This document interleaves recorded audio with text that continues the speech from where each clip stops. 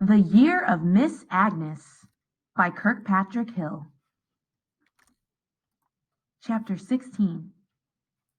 By spring we could all read pretty good and write stories and tell the names of the places on the whole map.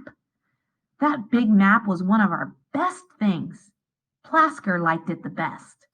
Plasker used to like to touch the map and say the names low, like magic words, like he could feel something coming from the countries on that map. I could do it too sometimes.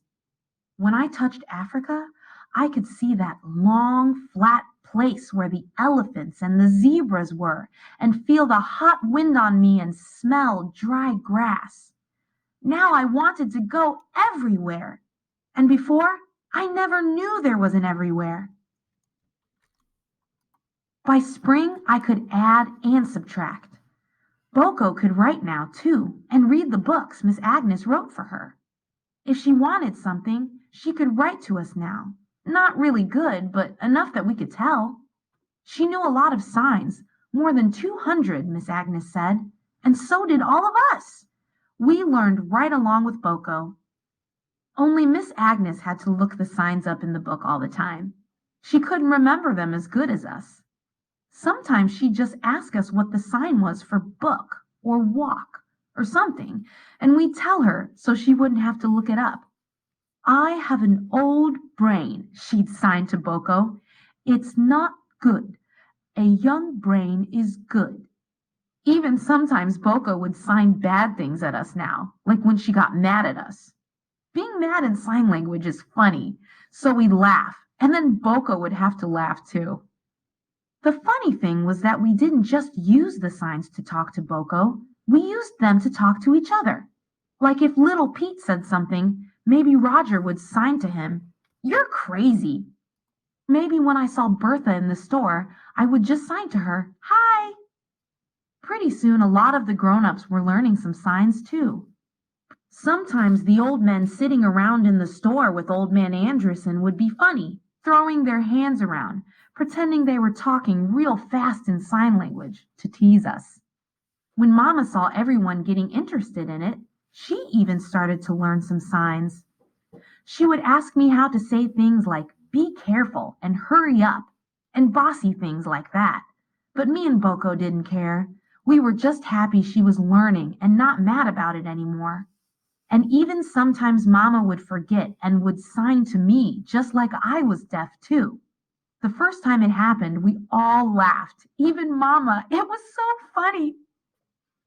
By the time the snow had a hard crust from the warm days, it was time for nearly everyone to go to spring camp.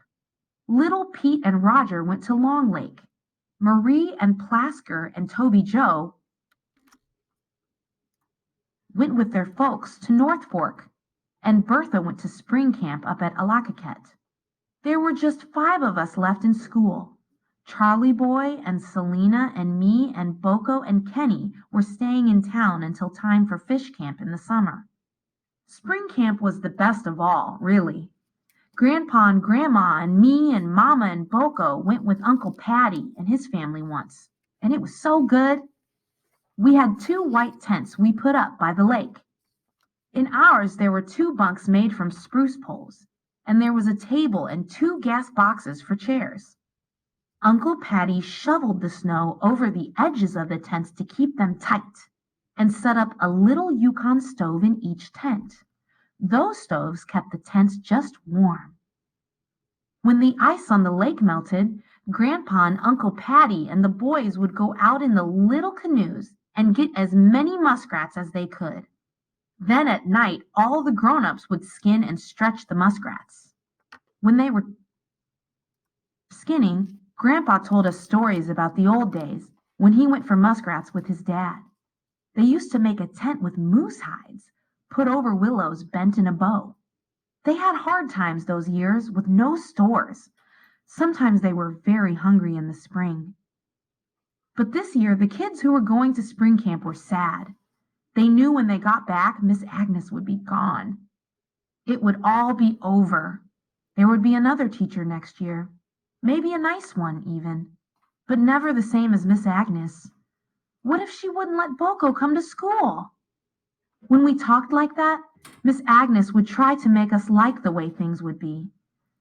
Boko will go to school, said Miss Agnes. The priest at Alacaket said the church is going to send her to a good school for the deaf. When she's 14. It will be good, you'll see. So Miss Agnes would be gone, and Boko would be gone. Sometimes I went in the outhouse and I cried hard about that. Maybe if one of us was smart like that boy of Hudson Stucks, the one who was going to be a doctor. Maybe if we didn't always have that fish smell on us. I know she said she couldn't even smell anything, but maybe.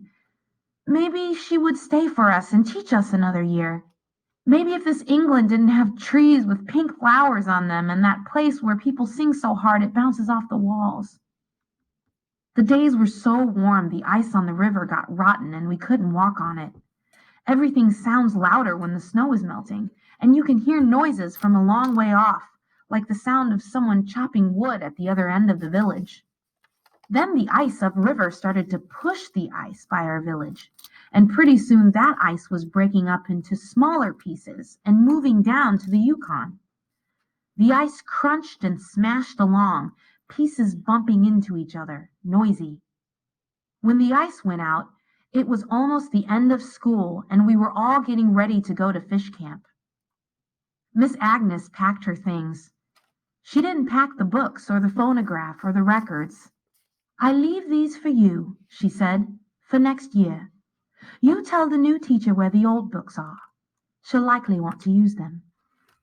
She started to take the map and the pictures off the wall, but when she turned around, we were just staring at her.